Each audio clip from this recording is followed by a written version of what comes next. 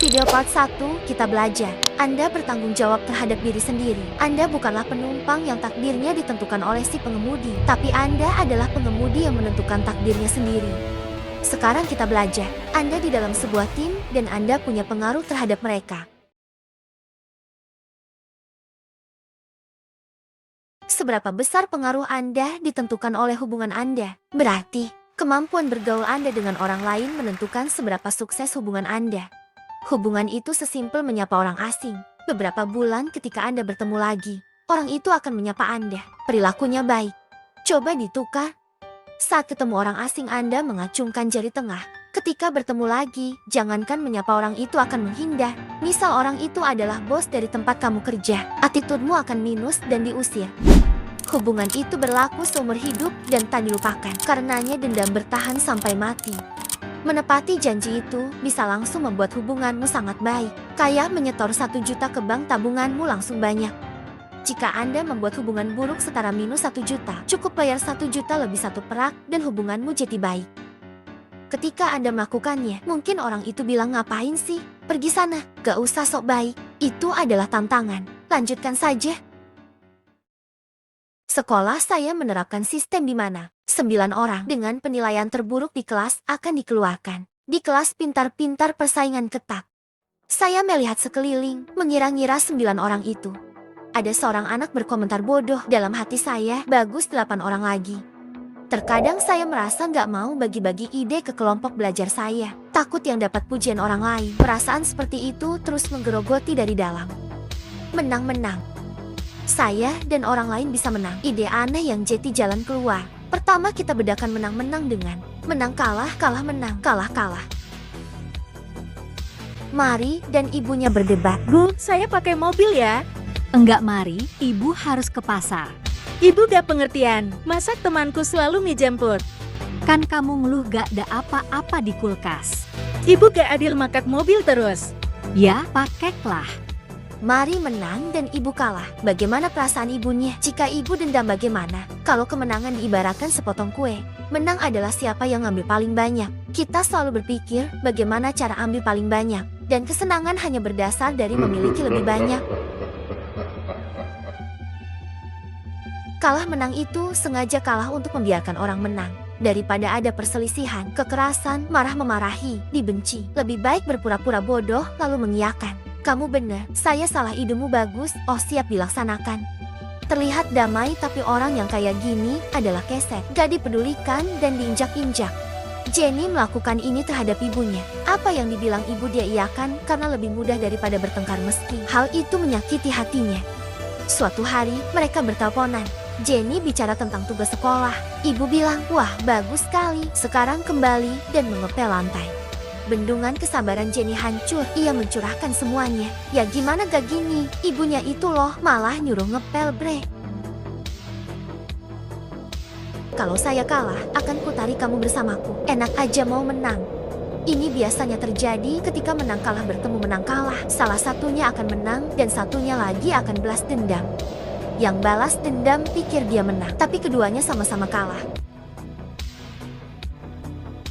Saya peduli dengan kemenanganmu dan saya juga peduli dengan kemenanganku. Penulis buku ini punya teman bernama Don. Dia pemain muda dan berbakat basket. Pam sama mudanya juga masuk di tim bareng Don.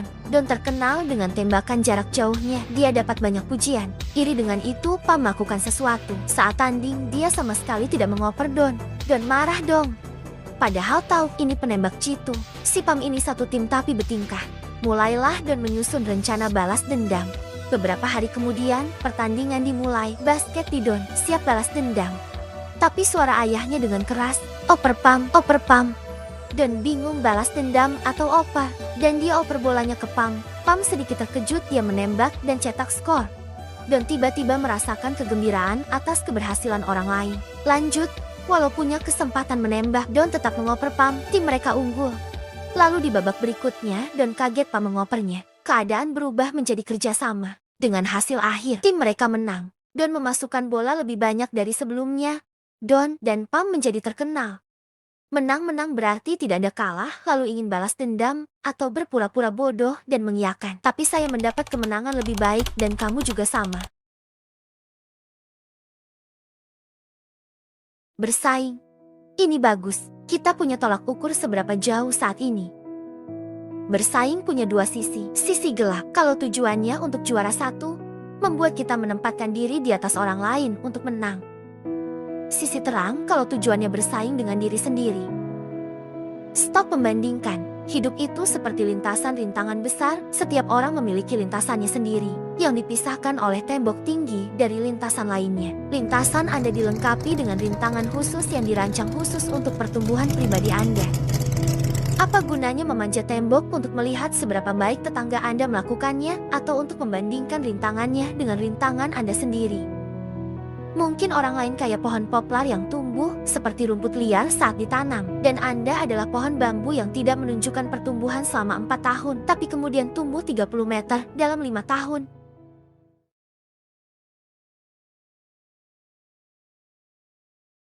Bro, kenapa lesu? Halah, kamu sok nanti. Tinggal cerita aja loh. Kami pisah bro. Kan udah dibilangi dia brengsek. Kalau saya jadi kamu, tak lupakan bro. Gak gitu.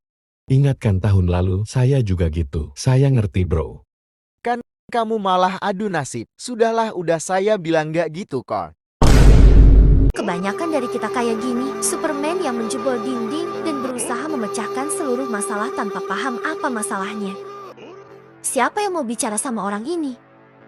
Dipahami orang lain adalah kebutuhan terdalam hati manusia. Saat dipahami, mereka merasa dianggap spesial dan dihargai.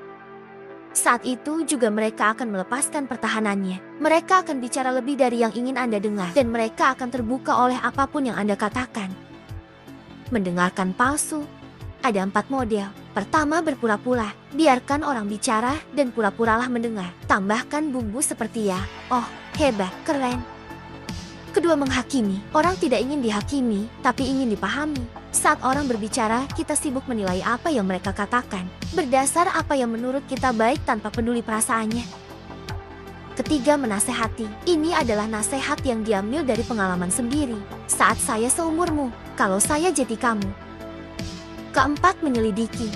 Biasanya dilakukan orang tua. Mereka mencoba menggali informasi ketika belum siap mengungkapkannya.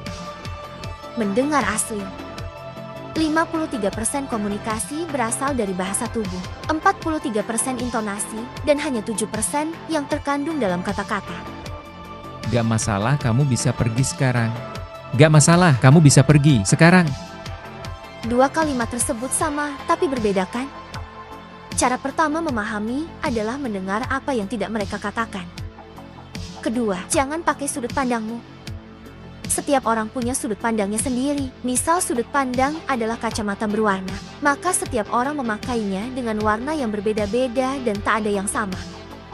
Anda memakai warna hijau dan dia warna merah. Anda bilang sungai warna hijau dan dia bilang sungai warna merah. Bila berdebat siapa yang benar, maka jawabannya tidak ada. Untuk memahami orang, lihatlah dari sudut pandangnya dan jangan pakai sudut pandangmu. Ketiga, mencerminkan. Ucapkan apa maksud perkataan orang lain dengan bahasamu sendiri. Perhatikan skema percakapan antara ayah dan anak ini. Tidak, kamu tidak boleh main game malam ini nak, dan itu sudah final. Ayah tidak pernah mengizinkanku main. Ini tidak adil. Aku muak dengan itu. Tanggapan umumnya seperti ini. Biasa endingnya adalah pertengkaran. Sekarang perhatikan skema yang sama dengan mencerminkan. Tidak, kamu tidak boleh main game malam ini nak, dan itu sudah final. Saya tahu ayah sedang kesal dengan hal ini. Tentu, melihat nilai-nilaimu yang tidak meningkat akhir-akhir ini, kamu tidak pantas bermain game. Ayah khawatir denganku? Asal kamu tahu, kuliah sangat penting bukan? Ayah tidak pernah punya kesempatan untuk kuliah. Padahal sekarang itu sangat membantu untuk menghasilkan uang. Ayah tahu uang bukanlah segalanya, tapi kuliah sangat membantu. Ayah ingin yang lebih baik. Saya paham.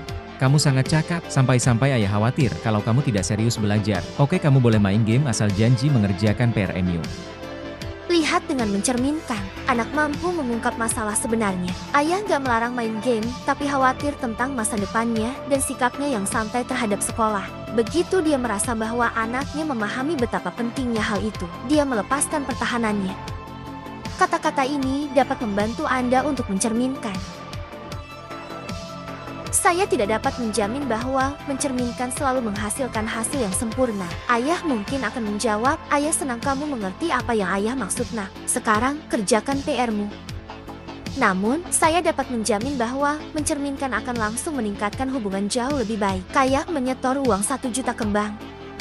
Mendengarkan asli diterapkan ketika hal yang serius. Ini butuh waktu dan tak bisa buru-buru. Bila percakapannya santai tidak perlu diterapkan. Wah, di mana WC-nya? Saya harus ke toilet. Jadi maksudmu kau khawatir tidak akan menemukan WC tepat waktu. Memahami orang telah selesai, maka waktunya untuk dipahami. Waktunya mengatakan apa perasaan, keinginan, permintaan, sudut pandang yang mau dikatakan. Bagaimana prakteknya? Tinggal bicara dan selesai. Gak ada teknik apapun, gak ada cara apapun. Hanya tinggal berani bicara dan selesai. Karena saat Anda memahami orang, orang itu akan melepaskan pertahanannya. Dia akan menerima apapun kata-kata Anda. Videonya udah kepanjangan, kita lanjut.